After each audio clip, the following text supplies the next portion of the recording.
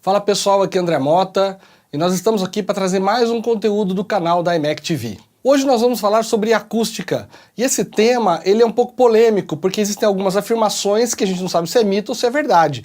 Então, para esclarecer, o tema de hoje vai ser o seguinte: sala com paredes irregulares, é melhor ou é pior para poder montar o tratamento acústico do seu estúdio? Para falar sobre isso, nada melhor do que quem entende do assunto, né? Então vamos receber Alexandre Maiorino, que é nosso professor da iMac de Campinas e sabe tudo sobre esse assunto. Para quem não conhece o Alexandre, vamos falar um pouco do currículo dele. O Alexandre é formado em música pela Unicamp, ele é formado em engenharia de som em Los Angeles, ele também é mestre em engenharia civil na área de acústica pela Unicamp, ele é doutor em arquitetura, tecnologia e cidade, também pela Unicamp na área de acústica, e no momento está cursando o seu pós-doutorado em acústica na Faculdade de Engenharia Elétrica e Computação da Unicamp também.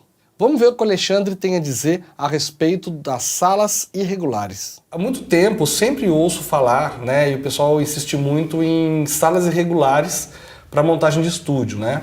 Então, a gente queria desvendar realmente, né, o que acontece quando você tem uma sala irregular e quando você tem uma sala regular.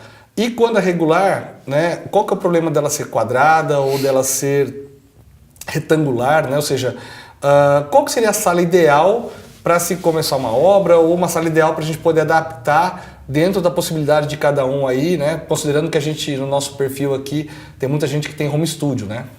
Isso é um assunto super legal. A primeira coisa que a gente precisa definir é exatamente de qual espaço dentro do estúdio que a gente está conversando. Se a gente está falando da técnica, ou seja, de uma sala de audição crítica, onde você vai avaliar o áudio, ou se a gente está falando da captação. Se for a sala de captação, não tem problema nenhum ela ser irregular. Aliás, às vezes é até interessante ela ser irregular para a questão de a gente facilitar o tratamento com flutter echo, essas coisas. Se ela for a sala da técnica, aí ela não pode ser irregular. E ela não pode ser irregular por um motivo muito simples. Mesmo que você está falando de áudio estéreo ou áudio 5.1 ou surround, qualquer coisa, o que vai acabar acontecendo é que se você tiver, né, você está no centro da sua imagem, né, quando você colocou as caixas de som, você está no centro da sua imagem. Vamos falar em estéreo. Então você tem caixa esquerda, caixa direita e você é a ponta do seu triângulo isósceles. Se você posiciona essas caixas mais próximo de uma parede e mais longe de outra parede, o que vai acabar acontecendo é que você vai ter mais interferência de reflexões, né, dessa parede que está mais próxima do que da outra. Se ela for irregular, é a mesma coisa. Então você imagina que uma parede é torta e a outra é reta, você vai ter uma reflexão especular em uma que está chegando próxima de você, e a parede que ela é torta, ela vai estar jogando, por exemplo, a reflexão para trás. Então em uma orelha você tem um combi filter, ou seja, você tem uma influência dessa reflexão, e na outra parede você não tem. Então é extremamente importante que a sala seja simétrica e que você esteja no centro dessa simetria, né? Que você esteja alinhado com essa simetria. Então a simetria é uma das necessidades para uma sala ideal. Sim. Né? E a questão da sala ser quadrada ou ser retangular, mesmo que esteja posicionada de forma simétrica, a situação é diferente? Vão ter problemas diferentes? Sim, sim. A questão do formato da sala, ela vai ter a ver com uma coisa que são os modos normais da sala, né? Quando a gente tem salas retangulares, ou seja, paredes paralelas, na verdade, assim, mesmo que a parede seja quebrada, que ela seja torta, a gente vai ter, em algum momento, as paredes vão entrar em ressonância. E quando ela entra em ressonância, a gente cria os modos normais. Quando a gente tem um formato retangular, por exemplo, a gente sabe predizer exatamente aonde estão esses modos normais. E aí fica muito mais fácil a gente tentar tratar esses modos. Quando você quebra essa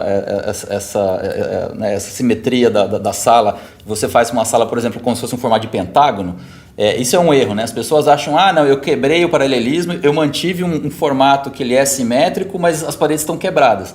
Aí eu não tenho problema de baixa frequência, isso não é verdade. A gente continua tendo problema de baixa frequência, o grande problema é que agora eu não sei onde ela está. Né? Então o problema fica pior. Fica pior. O único jeito da gente saber o que está acontecendo na sala é fazendo uma simulação computacional, e aí tem que fazer simulação com elementos finitos, alguma coisa parecida com isso.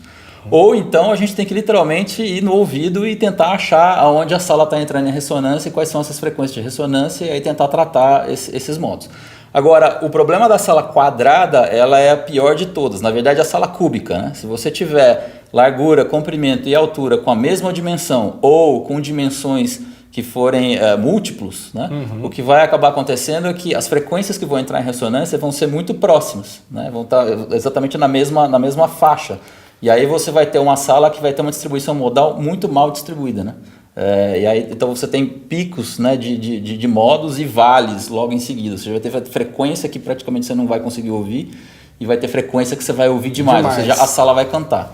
Então esse é um problema que a gente tem que se atentar. E considerando que uma sala quadrada, ela obviamente você vai perder espaço, mas você pode transformar ela numa sala retangular. Mesmo com essa perda de espaço, trabalhando isso, é possível salvar uma sala nessas condições? Olha, às vezes não, porque o que acontece é que quanto menor é a sala, pior são as relações modais. Por quê? Quanto maior é a sala, esses modos de ressonância vão estar em frequências muito, muito baixas, né? Tipo, vai estar perto de 20, 30 Hz, que são frequências que a gente não consegue ouvir com muita... Né? A gente não tem, a nossa percepção humana com clareza, a gente não consegue perceber essas frequências. Então, ótimo. Quanto menor for a sala, ou seja, eu já tenho uma sala quadrada, e aí eu vou diminuir ela ainda mais ainda, o que vai acontecer é que os modos vão estar numa faixa de frequência que eu percebo muito. Por exemplo, 80 Hz, 90, 100, 120. E aí é pior ainda, né? Aí fazer o tratamento dessas salas é cada vez mais complicado e aí talvez não seja um bom negócio. A melhor relação custo-benefício primeiro que quando a gente vai fazer técnicas, isso é uma coisa engraçada, as pessoas sempre acham que a técnica pode ser sacrificada e ela pode ser pequena, né? A técnica é um dos espaços mais importantes do estúdio, né? É onde você vai estar avaliando o seu material. E a maior parte do tempo, provavelmente... A maior parte do tempo você está lá, né? São poucas as vezes que você está fazendo a captação, né? E mesmo quando você faz a captação, aquele é o espaço que você está avaliando o som que está sendo captado. Então, quando essa técnica é pequena e você tem problema de baixa frequência, com certeza você vai ter grandes problemas de mixagem e de captação, porque você não vai conseguir ouvir. A sala vai estar influenciando muito no som que está saindo das caixas de som. Então, a técnica, preferencialmente, ela tem que ter um espaço, às vezes, maior que a captação. Às vezes é melhor a gente ter uma técnica maior e uma captação menor. A gente consegue trabalhar melhor, né, com equalização, essas coisas, o problema da captação menor, do que você ter uma técnica onde você não consegue ouvir com clareza aquilo que a caixa de som está reproduzindo. Se fôssemos resumir isso, então, o ideal seria a sala retangular, no maior tamanho possível dentro da realidade do imóvel, sim. Né? E com as coisas posicionadas de forma simétrica. Totalmente simétricas, com certeza. Bom, galera, é isso. Espero que vocês tenham gostado e que tenha tirado as dúvidas que vocês tinham a respeito desse assunto. Se curtiu o vídeo, dá um like, se inscreva no nosso canal e receba notificações de todo novo conteúdo que é colocado no canal da iMac TV. Então, até o próximo vídeo.